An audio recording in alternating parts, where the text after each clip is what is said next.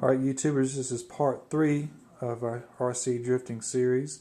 That we're going to get into RC wheel fitment and drift chassis setup basics. We're going to start off with our wheel fitment. This is a 190mm body. It's pretty much a standard body, HPI body. This is a 0 offset wheel. Just basically means that the hub is pretty much level with, not level, but pretty flush with the outside of the wheel. So when you test fit it onto a 109mm body, you can see that it tucks the wheel underneath the fender. Now every body's going to be different, but this is a pretty good example. So if you go up to a 3mm offset, which this is a tiny increase, you can see that it almost sets the wheel flush with the outside of the body. If you move to a more aggressive offset, this is a 7mm offset. It's got a little bit of a lip to it. This is getting a little bit wide for 190mm. You can see it starting to stick out. If that's the look you're going for, it's fine, but you just have to be aware that with your wheel sticking out like this and you're drifting with your friends, this wheel will eat up their body. If you get too close to them, y'all bump together at speed. So, and then the extreme would be the 10mm offset on a 190mm body, which sticks out quite a bit. And also you can have problems with the turning radius and the wheel hitting the body with this much outset on the wheel. So you have to be very careful and not get too wide on your 109mm bodies. But if you switch this out to a 200mm body, like so,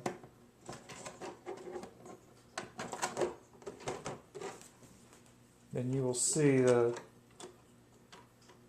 10mm offset is pretty close to the inside of the fender well. This is what I would normally run on a 200mm body. That's a wider body. Basically, they're giving you 5mm on each side to play with.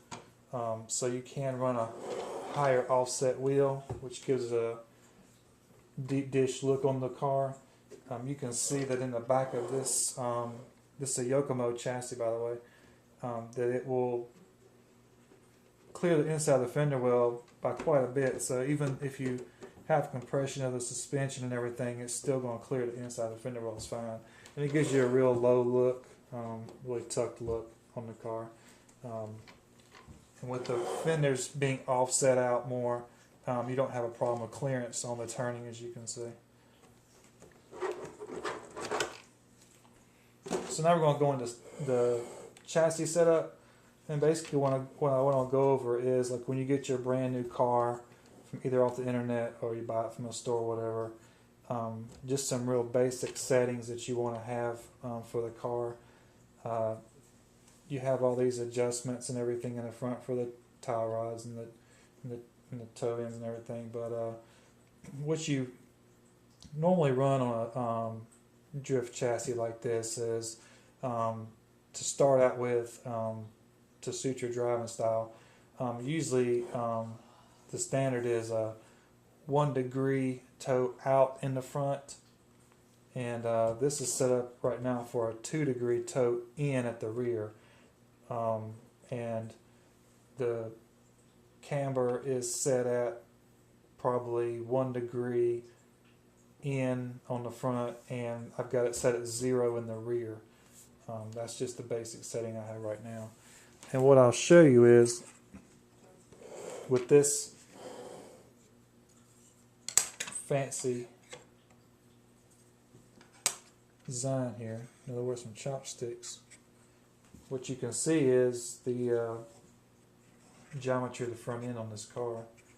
And you'll notice that the chopsticks are kind of pointing away from each other like that, which means it's toe out. Once you get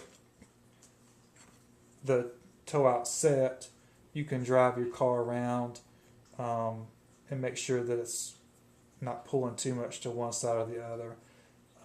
If you can make some minor adjustments on the toe end on these right here. And I'll show you in the rear real quick, you can see the rear is inward 2 degrees in the rear. And this just makes your car really stable. On a normal car, you would actually have toe in on a car, which makes it go straight. But basically, when you're in a drift car, the more toe out you give it, the more stability the car gets, especially during a slide or whatever.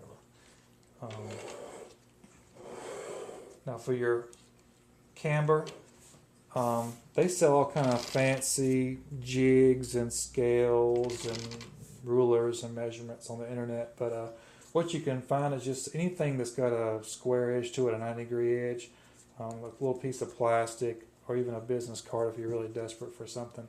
And you can basically just put it up against the edge of the wheel, and if you want to give it 1 degree or so, you can just adjust out or in the tile right here, and it will lean the wheel in or out.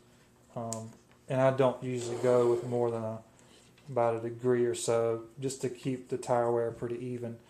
You can see, usually you see people that are running indoor tracks that's carpeted. You can see people running crazy amount of camber in the back where the wheels are leaning in, which is fine because there's hardly any wear on the tires at all indoors. But if you're out on the street, on the asphalt, and you're running serious camber like that, you're going to burn through drift tires in a matter of minutes, just because the car will be riding on its extreme inside edge of the wheel, and your drift tires will be eaten up before you know it.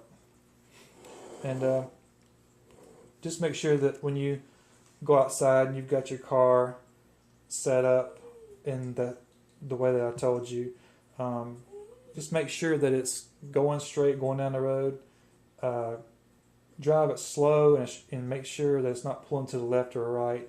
And if it is, you can go in and adjust it off the servo to make sure if it's pulling left or right, you can straighten it out.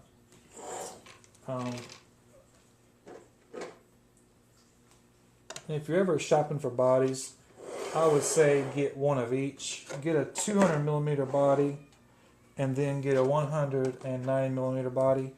That way you can swap the bodies around and just have something different to drive if you want to. And these will definitely accommodate the wider wheels on the 200 millimeter body. And hopefully that's enough information to get you going and get you out there and drifting like you want to. And just make sure that you just take your time, make sure everything is equal on both sides. When you do your adjustments, make sure that your car has been set, the suspension is set to where it normally rides in.